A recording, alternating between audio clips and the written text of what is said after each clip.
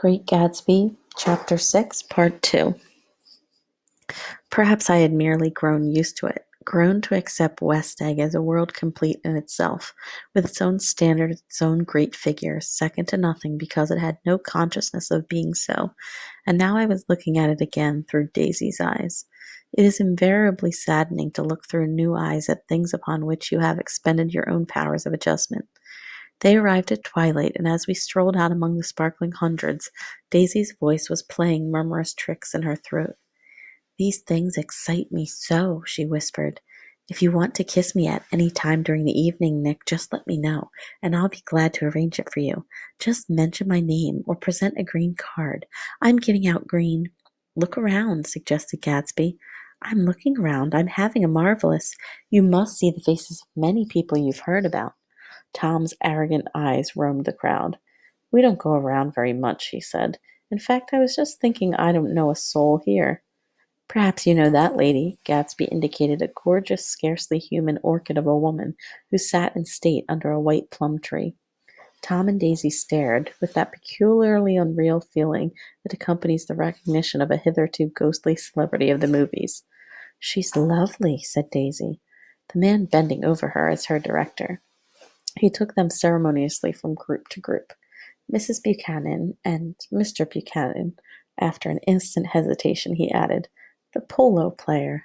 "Oh, no," objected Tom quickly, "not me." But evidently the sound of it pleased Gatsby, for Tom remained the polo player for the rest of the evening. "I've never met so many celebrities," Daisy exclaimed. "I liked that man. What was his name, with the sort of blue nose?" Gatsby identified him, adding that he was a small producer. "Well, I liked him anyhow." "I'd rather not be the polo player," said Tom pleasantly. "I'd rather look at all these famous people in oblivion." Daisy and Gatsby danced. I remembered being surprised by his graceful conservative foxtrot. I had never seen him dance before. Then they sauntered over to my house and sat on the steps for half an hour, while at her request I remained watchfully in the garden. "In case there's a fire or a flood," she explained, "or any act of God." Tom appeared from his oblivion as we were sitting down to supper together. "Do you mind if I eat with some people over here?" he said. "A fellow's getting off some funny stuff." "Go ahead," answered Daisy genially, "and if you want to take down any addresses, here is my little gold pencil." She looked around after a moment and told me the girl was common but pretty, and I knew that except for the half hour she'd been alone with Gatsby, she wasn't having a good time. We were at a particularly tipsy table. That was my fault. Gatsby had been called to the phone, and I'd enjoyed these same people only 2 weeks before. But what had amused me then turned septic on the air now. "How do you feel, Miss Baddeker?" The girl addressed was trying, unsuccessfully, to slump against my shoulder. At this inquiry she sat up and opened her eyes. "What?" A massive and lethargic woman who had been urging Daisy to play golf with her at the local club tomorrow spoke in Miss Baddeker's defense. "Oh, she's all right now. When she's had 5 or 6 cocktails, she always starts screaming like that. I tell her she ought to leave it alone." "I do leave it alone," affirmed the accused hollowly. "We heard you yelling, so I said to Doc Savay here, 'There's somebody who needs your help, Doc.'" "She's much obliged, I'm sure," said another friend without gratitude. "But you got her dress all wet when you stuck her head in the pool." "Anything I hate is to get my head stuck in a pool," mumbled Miss Baddeker. "They almost drowned me once over in New Jersey." "Then you ought to leave it alone," countered Dr. Savay. "Speak for yourself," said Miss Baddeker violently. "Your hand shakes. I wouldn't let you operate on me." It was like that. Almost the last thing I remember was standing with Daisy and watching the moving picture director and his star.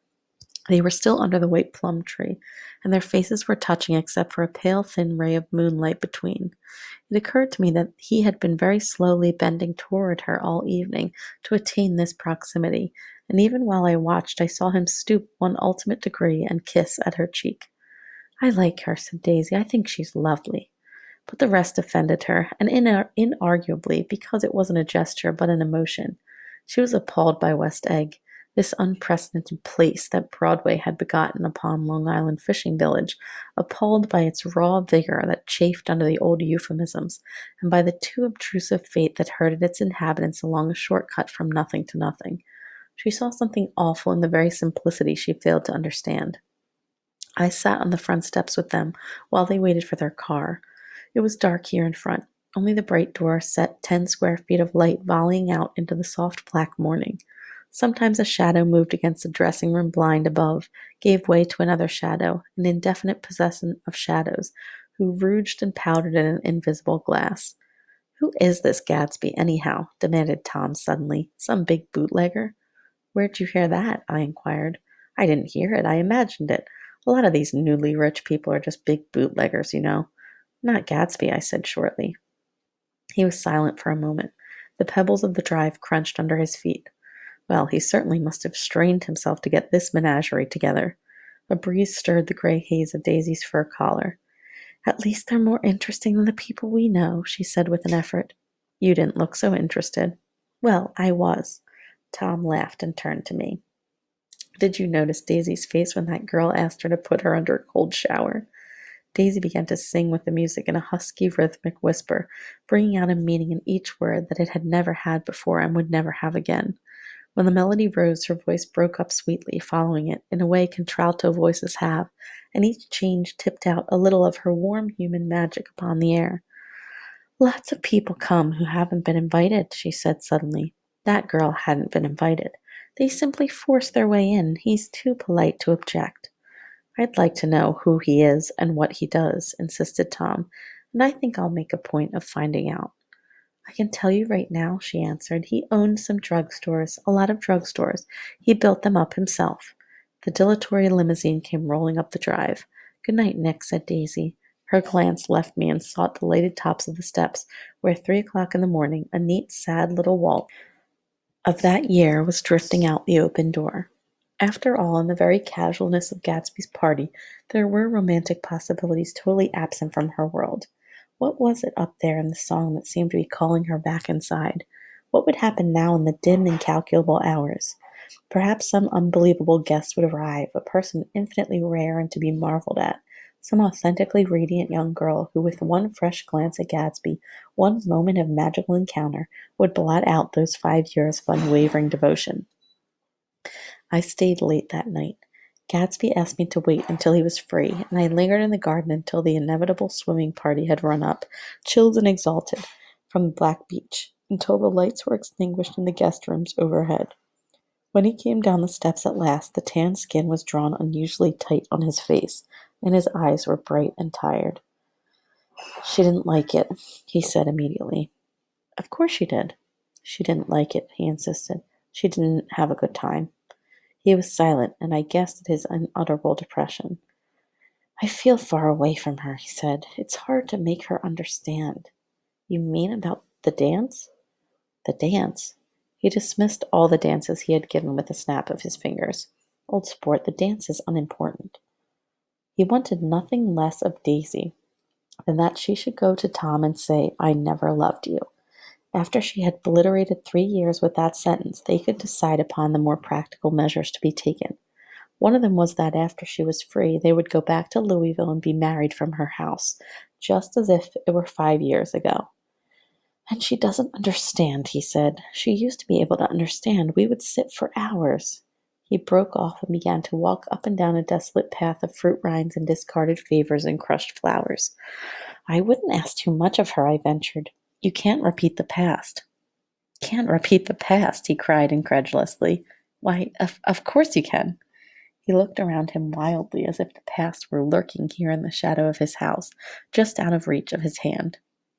"I'm going to fix everything just as it was before," he said, nodding determinedly. "She'll see." He talked a lot about the past, and I gathered that he wanted to recover something, some idea of himself perhaps that had gone into loving Daisy. His life had been confused and disordered since then, but if he could just once return to a certain starting place and go over it all slowly, he could find out what that thing was. One autumn night 5 years before, they had been walking down the street when the leaves were falling, and they came to a place where there were no trees, and the sidewalk was white with moonlight. They stopped here and turned toward each other. Now it was a cool night with that mysterious excitement in it which comes with the two changes of the year. The quiet lights in the houses were humming out in the darkness, and there was a stir and a bustle among the stars. Out of the corner of his eye, Gatsby saw that the blocks of the sidewalk really formed a ladder, and mounted to a secret place above the trees.